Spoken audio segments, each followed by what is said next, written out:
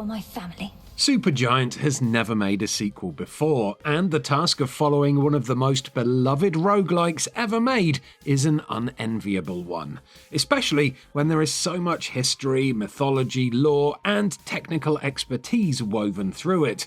But here's the thing, Hades 2 somehow feels almost exactly like the original, yet all the parts are new. Everything seems the same, but nothing actually is. It's a philosophical quandary. The formula will be immediately visible for anyone that's even flirted with the 2020 original. You play as Melanoi, a fleet-footed, often verbal hero with a single-minded ambition, and you must fight through various realms in order to get to the game's new big bad, Kronos, the Titan of Time.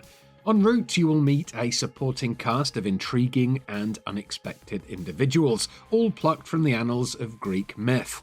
Some will help you, either with boons that modify your powers or with items that beef you up, and others will hinder you through boss fights, gauntlets, and some other interactive surprises that we're not going to spoil here. So far, so Hades, but it's in the minutiae that Melanoi sets herself apart from her hot-headed brother.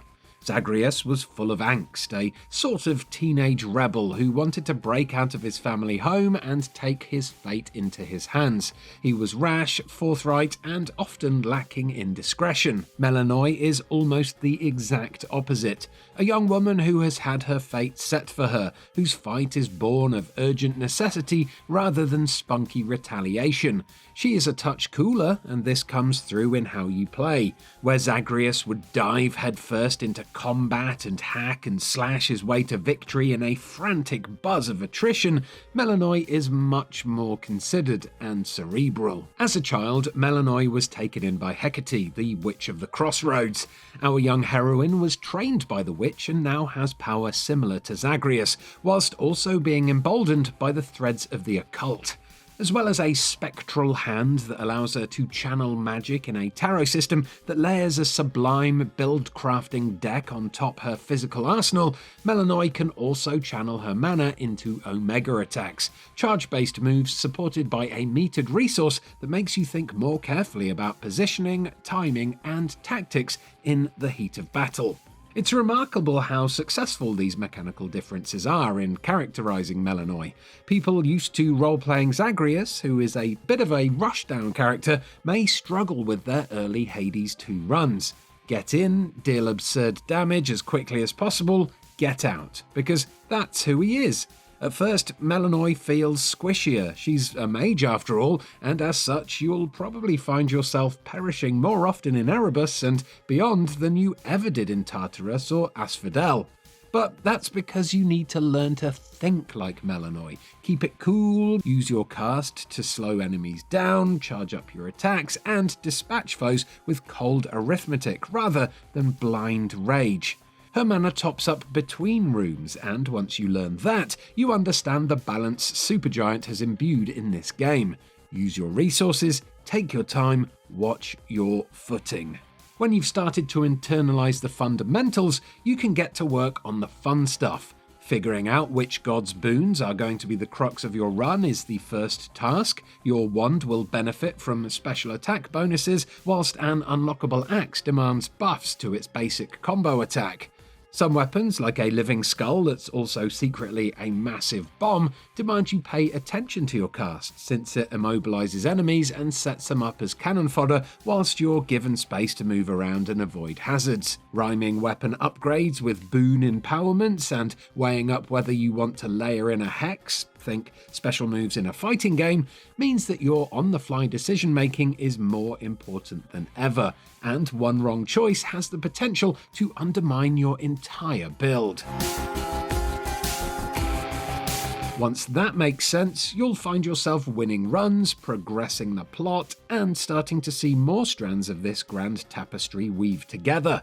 There's more to piece together here than there ever was in Hades. The sequel expands both horizontally and vertically, with pretty much every NPC having their own precious little side story, and a much more pressurized central narrative framing nearly every interaction that you have.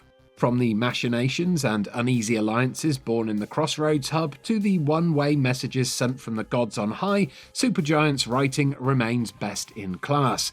There simply aren't any other roguelikes that do it like this. It's epic in the truest sense of the word, as much a reinterpretation and retelling of Greek myth as it is an homage. That the studio can consistently match that writing with the appropriate level of direction to its voice cast is a miracle, frankly. If you assumed Hades was lightning in a bottle, Hades 2 will prove you incorrect. One irritation exclusive to roguelikes, from Enter the Gungeon to Binding of Isaac and everything in between, is the fatigue of repetition.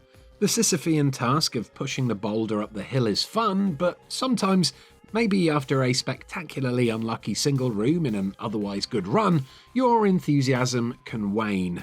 Usually that's because you know that boss or that room is waiting for you some 30 minutes down the line. So Hades 2 says, take a break. Instead of going down to fight Kronos, why not go up to visit your family on Mount Olympus? Of course, it's not really that simple. Legions of the Dead stand between you and your goal, but by effectively doubling the size of the action-packed part of the game, Supergiant kills two birds with one stone. It gives you more to do whilst also letting you take a breather. It sounds so simple, but these two distinct paths have their own bosses, their own enemies, their own storylines, and, in some cases, their own specific boons.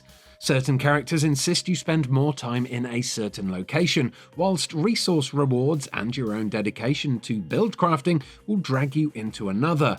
It's roguelike catnip. If Supergiant took the genre formula and squared it in Hades, it now feels cubed in Hades 2.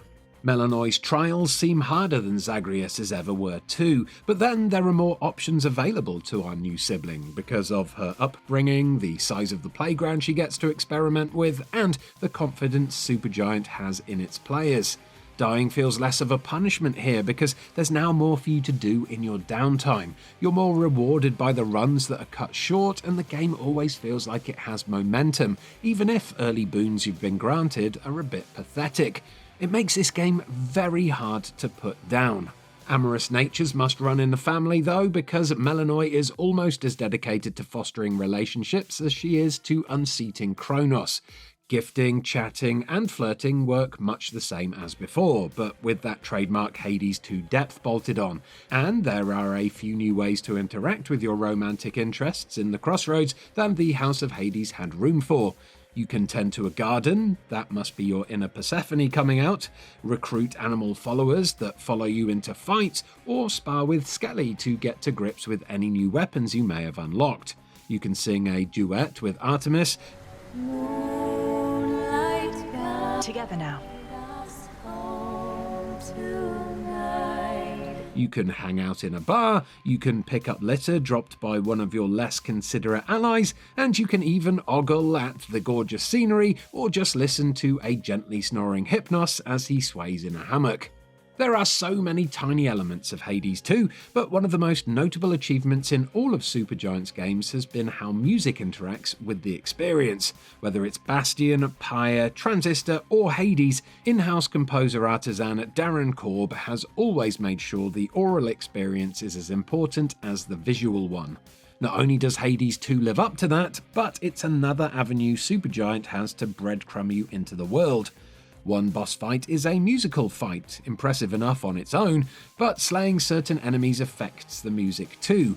Other times you'll be fighting a cappella, and hearing the sweet siren song as you descend into the depths, getting clearer and louder with each room you pass through, well, that's just one instance of the small but deliciously handcrafted details that's packed into every single second of the Hades 2 experience.